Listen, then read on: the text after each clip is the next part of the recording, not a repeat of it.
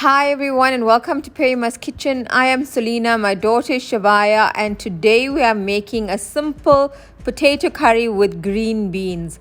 I didn't have a lot of green beans, but the kids really love it, so I said let me incorporate it into my curry. You can use more green beans in this specific curry. Let's get cooking. As soon as your oil starts to warm up, you can add your sliced onions. I'm using one large sliced onions. You can use any onion you want. I just had some red onions left over, which I normally use in my salad, so I don't want to waste it. I'm using it in my curry today. Once your onions are slightly translucent, you can add your curry leaves as well as your dried red chilies. Let that also fry up in your oil. Next, I'm adding half a teaspoon of turmeric,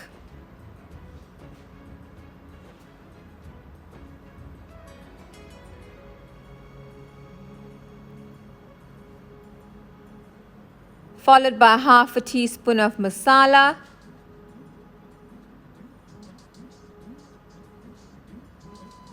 followed by a teaspoon of chili powder. You can go less if you don't want too much of chili powder. Let that fry in the oil.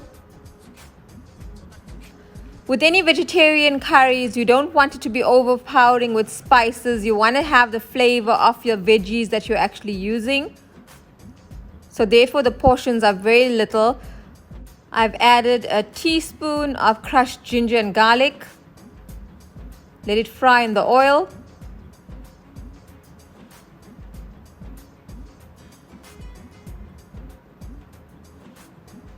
And now I'm adding my diced tomatoes. I'm using one diced tomato. And we need to just give that tomato some time to break down in all the spices.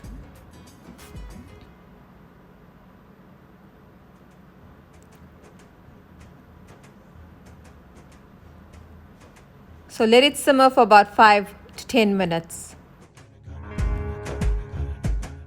So I'm checking up on my tomatoes after about 5 minutes. If you are not using jam tomatoes, you might need some boiling water. I am going to add a little bit of boiling water now. This will help with my chutney. Let it simmer for a little longer on a low heat.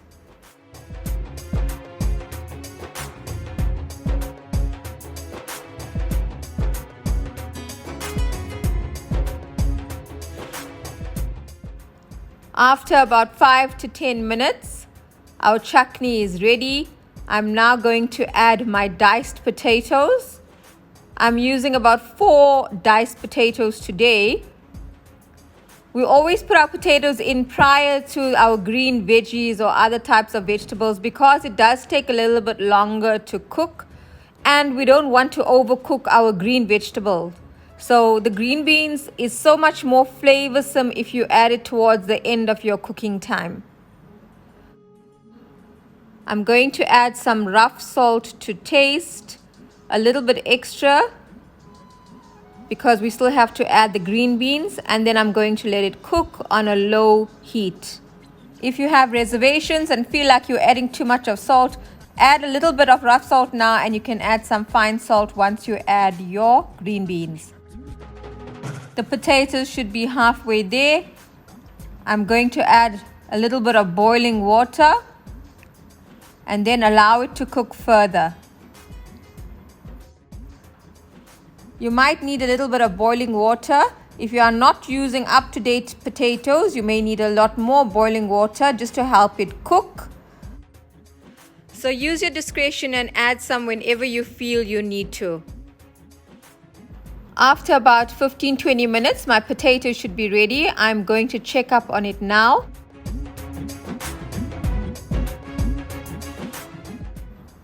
My potatoes are ready. I am now going to add my green beans.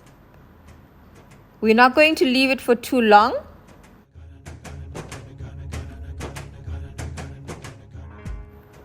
The green beans will only need a short time to simmer with all your chutney and all of that flavor. So stir it into the chutney and let it simmer on a low heat for another 5 minutes.